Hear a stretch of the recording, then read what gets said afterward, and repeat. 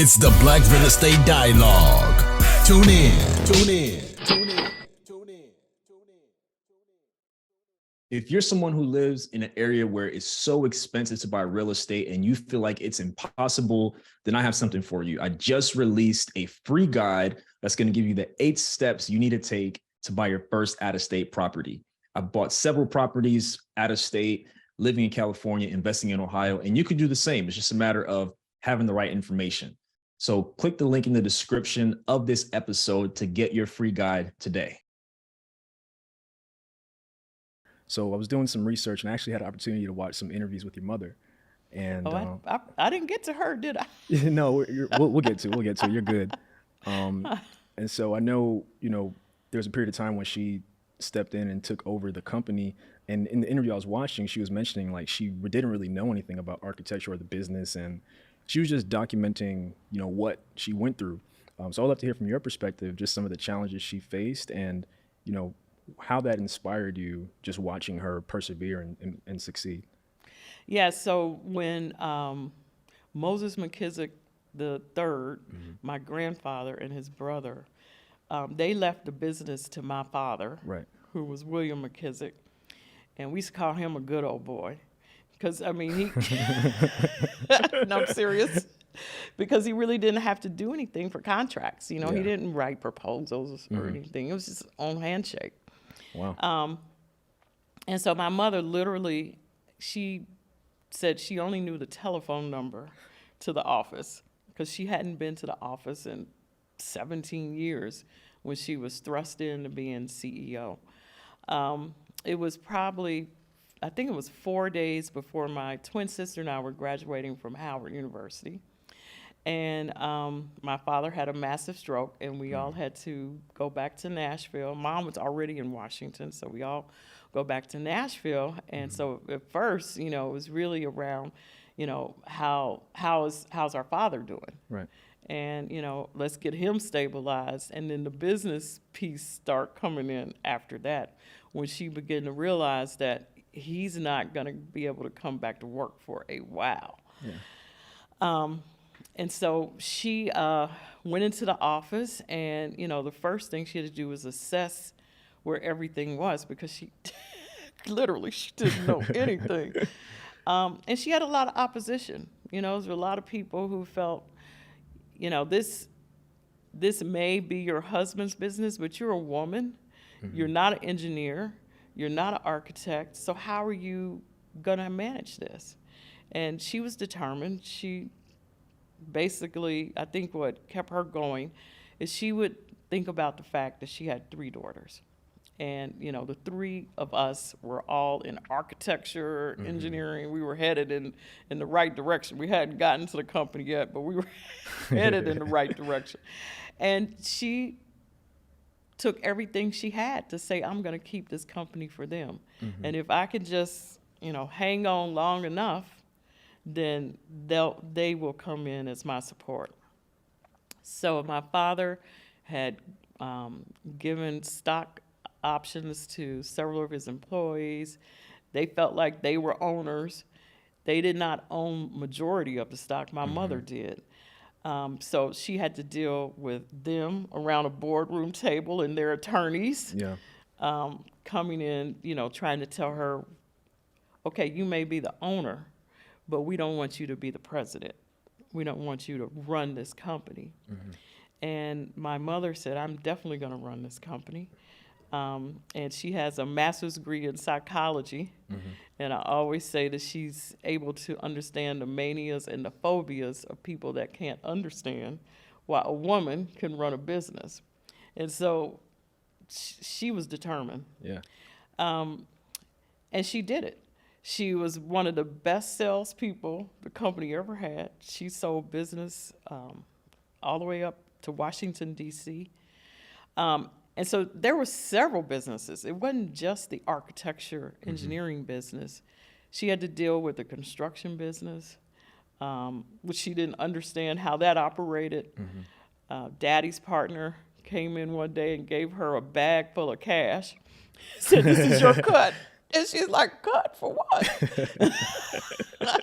And that's when she said, something's not right about this business. I think I need to get rid of this. And she did. Yeah.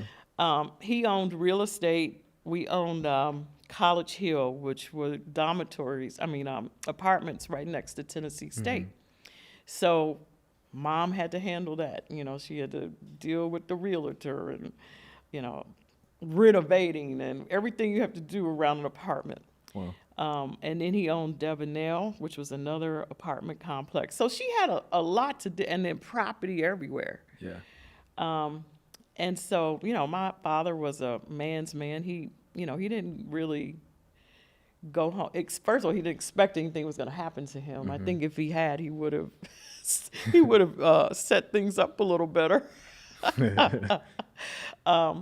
But Mom did extremely well. She was able to get a grasp on that. And, that is extremely inspiring to me.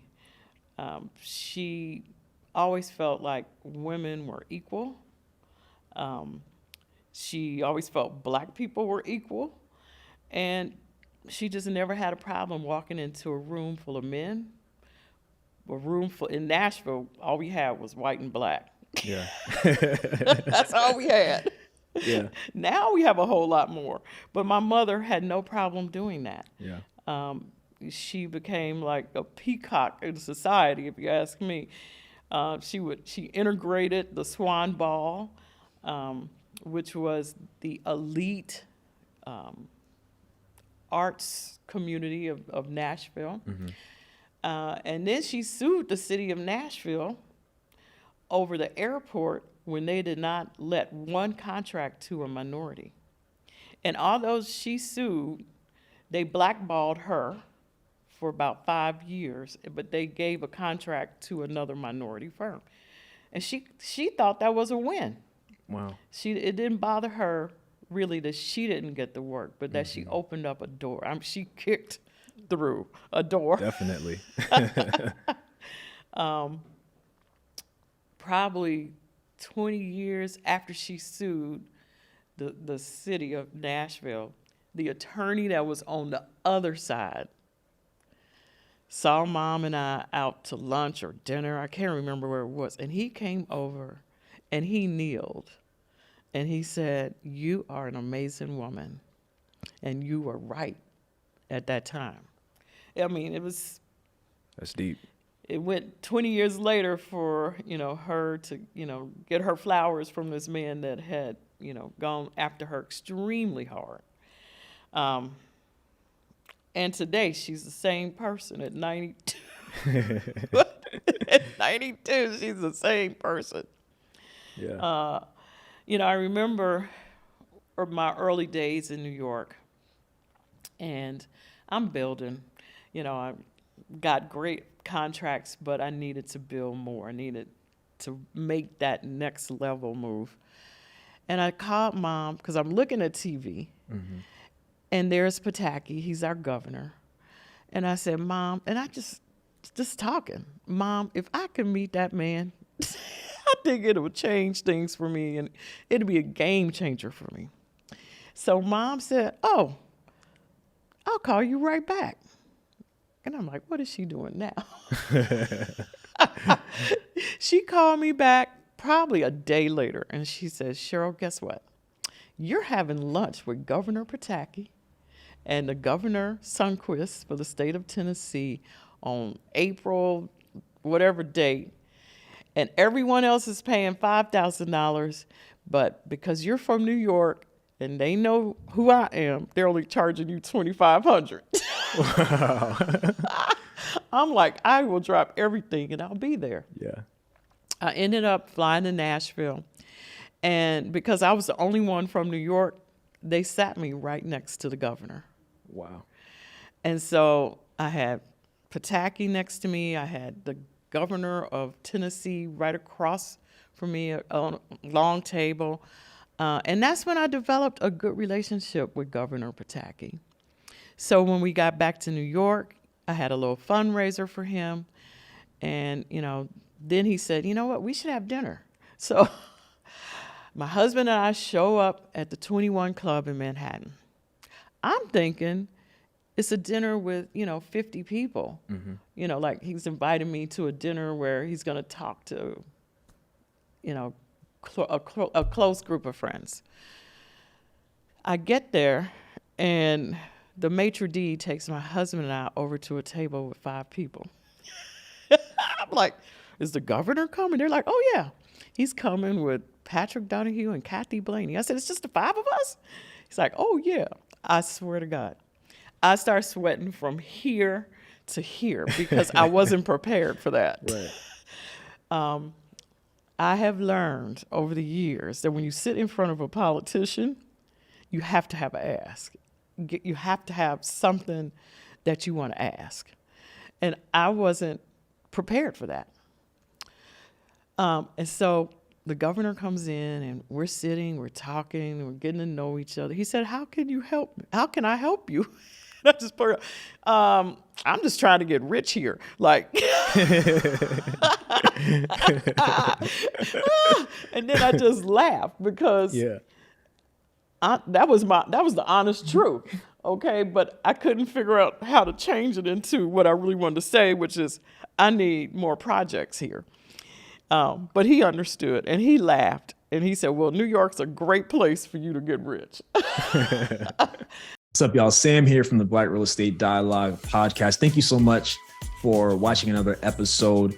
Definitely take a moment to subscribe. Make sure you like this video. Also, visit our website, blackrealestatedialogue.com, and follow on Instagram @Black Real Estate Dialogue. Talk to you soon.